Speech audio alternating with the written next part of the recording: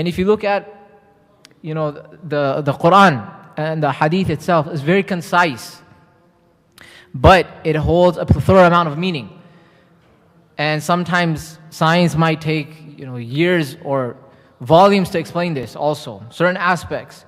But this whole concept of mujahada, every single step that you take, normally I don't give scientific points and things like that, because obviously a person should be encouraged to just follow whatever the sunnah and Allah subhanahu wa ta'ala obligates upon us and commands us to do, because there's hikmah in that whether we realize it or not. But for example, now recently studies have come that there's always changing, new things are being discovered, that in your brain there's a certain part of a certain portion in the middle part of your brain. It's a different type of cortex. It was recently discovered. But those that are athletes, this part of their brain is actually bigger compared to someone that is not an athlete. And what's the difference here is that this part of this brain here, it grows when you do things against your own will. It grows when you strive against something that you don't want to do. This part of the brain grows. This is what science might deem now as what you call how to grow willpower. And if you look at the hadith, and just in the Quranic ayah, وَمَنْ جَاهَدَ فَإِنَّمَا يُجَاهِدُ لِنَفْسِهِ, whatever you're striving for, the benefit goes back to you. Allah subhanahu wa ta'ala didn't mention the different types of benefits. The benefits, obviously, the ukhrawi, you get the reward. But the benefits in the dunya also. And if you look at multiple ahadith, Nabi sallallahu alaihi wasallam, for example, is mentioned, أَحَبُّ الْأَعْمَالِ إِلَى اللَّهِ أَدْوَمُهَا وَإِنْ أَقَلَّ. The most beloved of actions to Allah subhanahu wa ta'ala are those that are little, even though they may be those that are little, as long as they're consistent. Those little actions, when you're doing them on a consistent basis, what happens? That builds up your willpower. And then you're able to do even more actions. That's why you'll find the Sahaba, every single aspect of their life. Mentally, when you're in the battlefield, obviously it's very dangerous. Your mind is going everywhere. Allah subhanahu wa ta'ala mentions to remember Allah subhanahu wa ta'ala, Ya ayyuhalladhina amanu idha laqitum fi'atan fathbutu wadhkuru Allaha kathiran la'allakum tuflihun. That if you remember Allah subhanahu wa ta'ala, the battlefield, that will keep you firm, steadfast. Having to use cold water. If you just imagine, they didn't have heating. Whatever water was available, whatever water was in that water pouch and that leather skin bag, that's what they used for wudu. Whether it was hot, whether it was cold. Right? The water which they had to drink, it wasn't cold always. Sometimes on a hot day, it would be hot water. Let alone the food. Every single step, they had to do the mujahidah. That's why you find the difference between them and tabi'in, tabi'un, etc. And the salaf, they had ulu al-himma, high ambitions, high goals. They were able to accomplish many things because they built this willpower up within them by always striving against themselves. Something they didn't want to do, they'll strive against their nafs and do it. You find that, Abu Lubaba radiallahu anhu, one example, prime example in a hadith, how he tied himself up to the pillar because this is punishing his own self, quote unquote, because he disobeyed Nabi sallallahu alaihi wasallam as far as alluding to what would happen to the Yahud, that they were going to be killed like this, making an indication towards his neck. So he tied himself. This was a quote unquote punishment. Now he didn't just let himself go free, right? There was something a type of mujahidah which he did against his own self. Nabi sallallahu alaihi wasallam was mentioned, if he missed out on his wird at night time, what would he do? He would make it up in the daytime. So what is that? So your nafs and your body is consistently doing mujahidah. It's perpetual in that. That way your body and your mind will always be able to grow its willpower. And then you obviously, if your willpower is high, your ambitions are high, you'll be able to accomplish many things.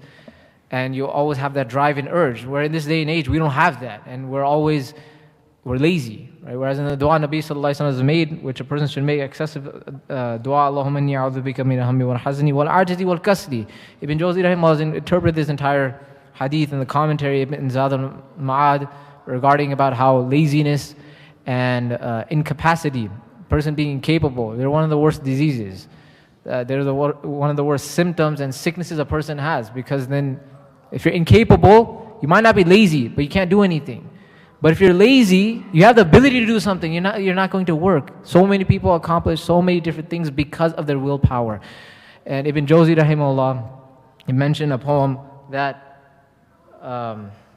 إِذَا أَعْجَبَكَ خَصْرُ إِمْرِئٍ. When a quality of a certain person astonishes you, فَكُنْهُ تَكُنْ مِثْلَ مَا أَعْجَبَكَ. Then be that type of quality. Be like him. Then you're going to be you're going to turn to the person who astonishes you.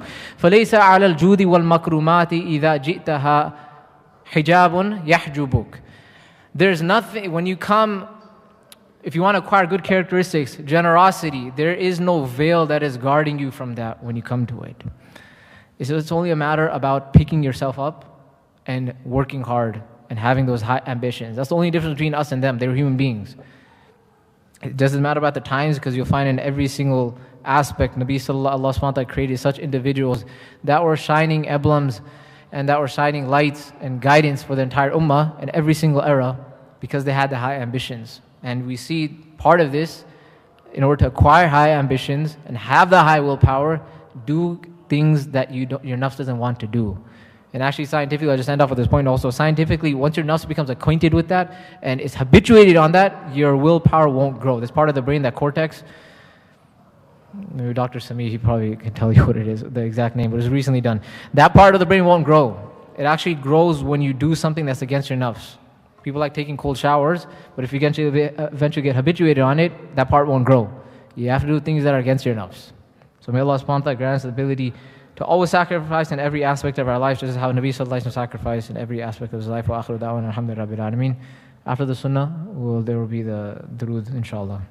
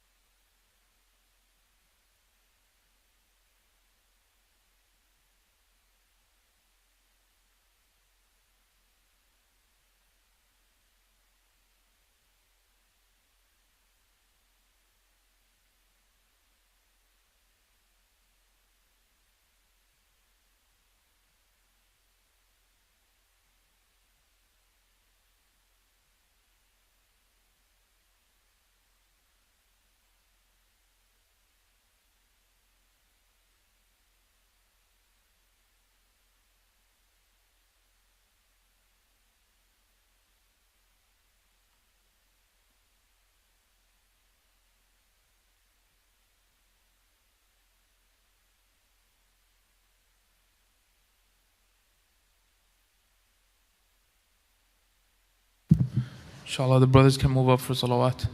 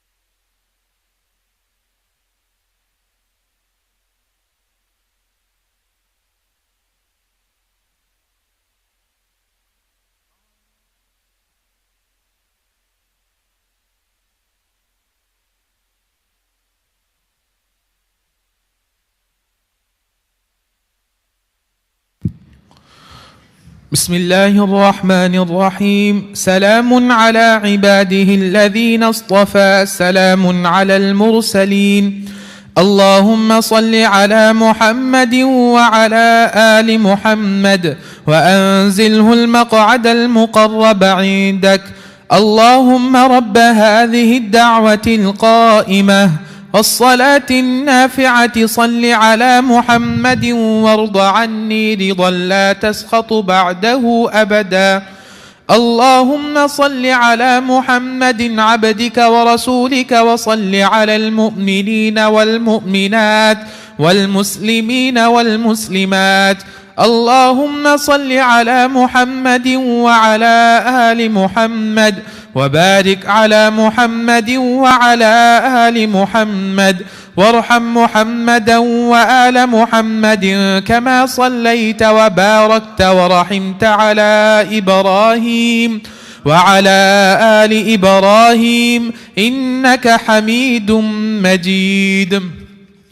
اللهم صل على محمد وعلى آل محمد كما صليت على آل إبراهيم إنك حميد مجيد. اللهم بارك على محمد وعلى آل محمد كما باركت على آل إبراهيم إنك حميد مجيد. اللهم صل على محمد وعلى آل محمد كما صليت على آل إبراهيم إنك حميد مجيد. وبارك على محمد وعلى آل محمد كما باركت على آل إبراهيم إنك حميد مجيد. اللهم صل على محمد وعلى آل محمد كما صليت على إبراهيم إنك حميد مجيد. اللهم بارك على محمد وعلى آل محمد كما باركت على إبراهيم إنك حميد مجيد. اللهم صل على محمد وعلى آل محمد كما صليت على إبراهيم وعلى آل إبراهيم إنك حميد مجيد. وبارك على محمد وعلى آل محمد كما باركت على إبراهيم إنك حميد مجيد. اللهم صل على محمد وعلى آل محمد كما صليت على إبراهيم وبارك على محمد وعلى آل محمد كما باركت على إبراهيم إنك حميد مجيد. اللهم صل على محمد وعلى آل محمد كما صليت على إبراهيم إنك حميد مجيد. اللهم بارك على محمد وعلى آل محمد كما باركت على آل إبراهيم إنك حميد مجيد. اللهم صل على محمد وعلى آل محمد كما صليت على آل إبراهيم وبارك على محمد وعلى آل محمد كما باركت على آل إبراهيم في العالمين إنك حميد مجيد. اللهم صل على محمد وأزواجه وذريته كما صليت على آل إبراهيم وبارك على محمد وأزواجه وذريته كما باركت على آل إبراهيم إنك حميد مجيد. اللهم صل على محمد وعلى أزواجه وذريته كما صليت على آل إبراهيم وبارك على محمد وعلى أزواجه وذريته كما باركت على آل إبراهيم إنك حميد مجيد. اللهم صل على محمد النبي وأزواجه أمهات المؤمنين وذريته وأهل بيته كما صليت على إبراهيم إنك حميد مجيد.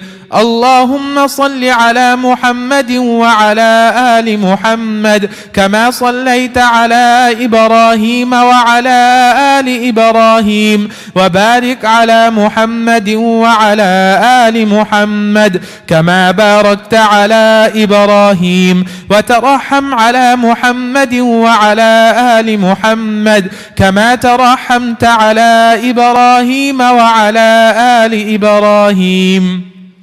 اللهم صل على محمد وعلى آل محمد كما صليت على إبراهيم وعلى آل إبراهيم إنك حميد مجيد. اللهم بارك على محمد وعلى آل محمد كما باركت على إبراهيم وعلى آل إبراهيم إنك حميد مجيد. اللهم ترحم على محمد وعلى آل محمد كما ترحمت على إبراهيم وعلى آل إبراهيم إنك حميد مجيد. اللهم تحنن على محمد وعلى آل محمد كما تحننت على إبراهيم وعلى آل إبراهيم إنك حميد مجيد. اللهم سلم على محمد وعلى آل محمد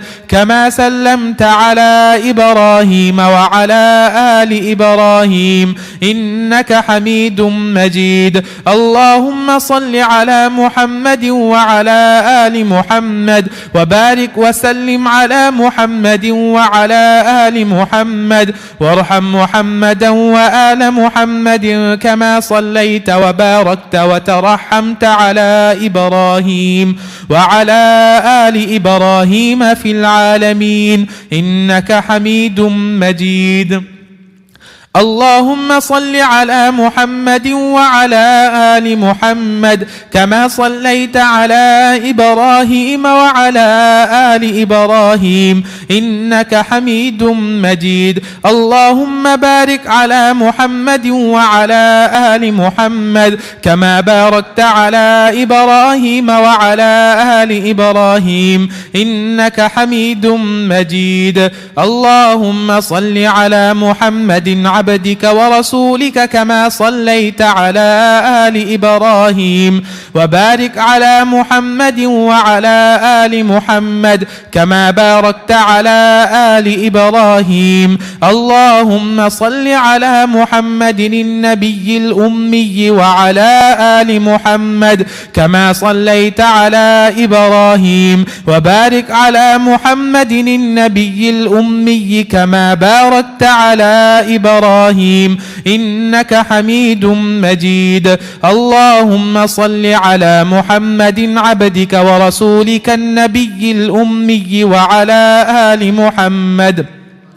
اللهم صل على محمد وعلى آل محمد صلاة تكون لك رضا وله جزاء ولحقه أداء، وأعطه الوسيلة والفضيلة والمقام المحمود الذي وعدته، واجزه عنا ما هو أهله، واجزه أفضل ما جازيت نبيا عن قومه ورسولا عن أمته. وصل على جميع إخوانه من النبيين والصالحين يا أرحم الراحمين.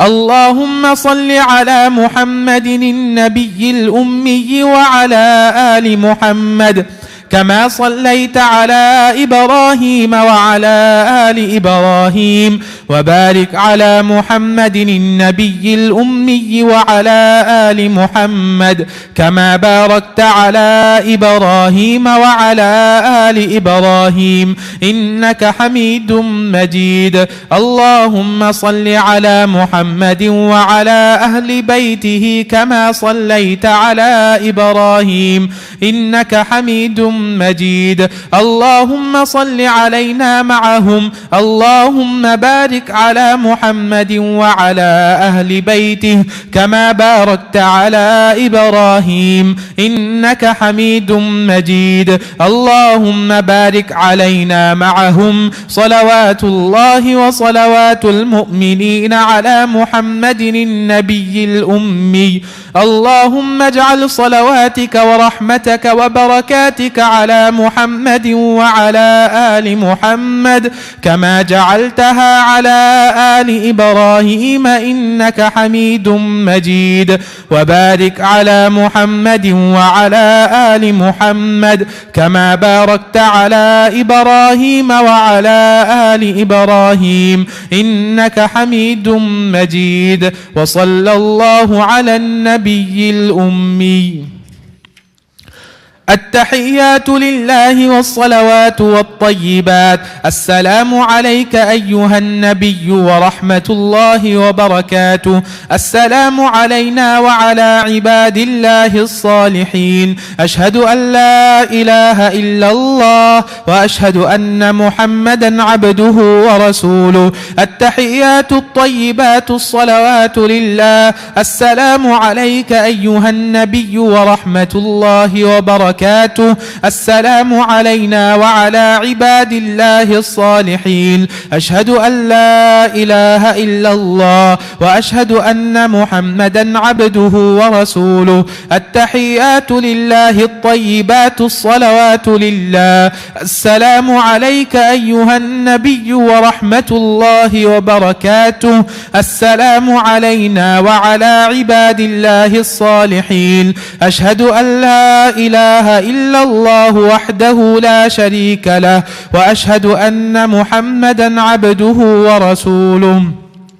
التحيات المباركات الصلوات الطيبات لله. سلام عليك أيها النبي ورحمة الله وبركاته. سلام علينا وعلى عباد الله الصالحين. أشهد أن لا إله إلا الله وأشهد أن محمدا عبده ورسوله. بسم الله وبالله. التحيات لله والصلوات والطيبات. السلام عليك أيها النبي ورحمة الله وبركاته. السلام علينا وعلى عباد الله الصالحين. أشهد أن لا إله إلا الله وأشهد أن محمدا عبده ورسوله. أسأل الله الجنة وأعوذ بالله من النار.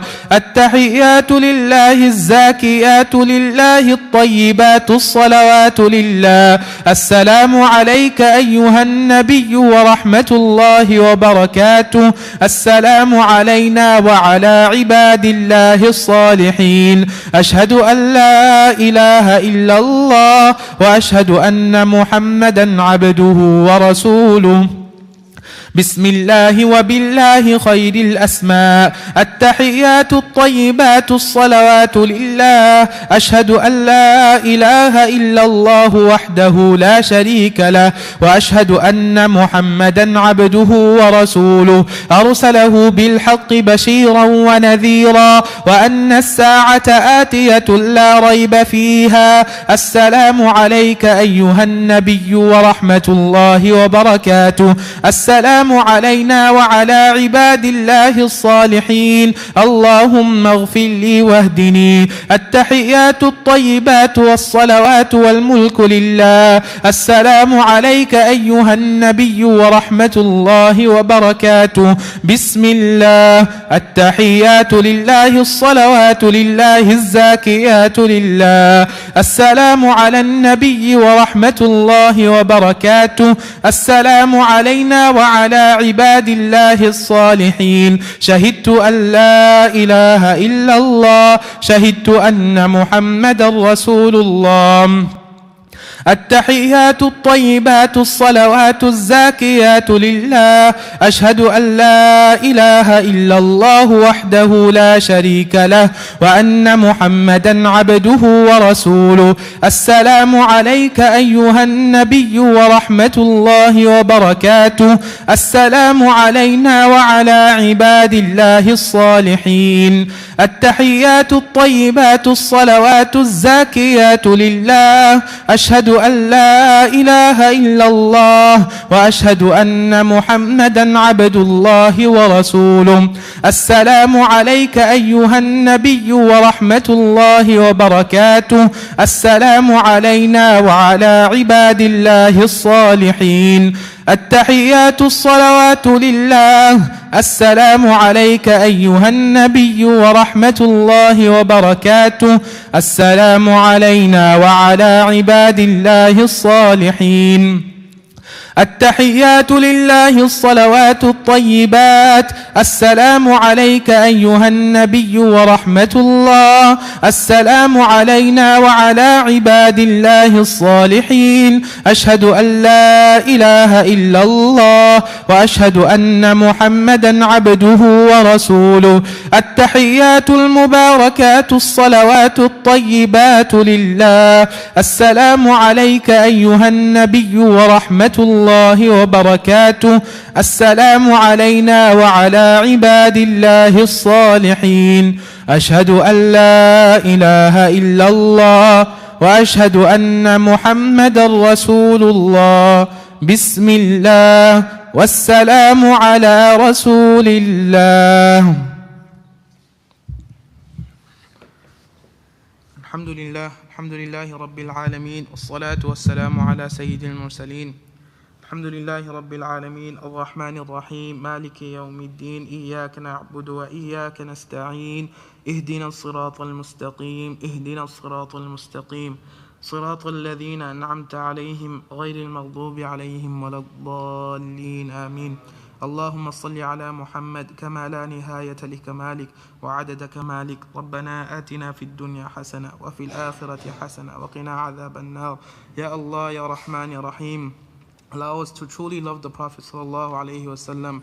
Ya Allah, to the barakah of the salawat, Ya Allah, allow us to know about his seerah. Ya Allah, to the barakah of the salawat, Ya Allah, make us such, Ya Allah, that we can see him in our dreams and we can be able to drink from his mubarak hands in the day of judgment, Ya Allah.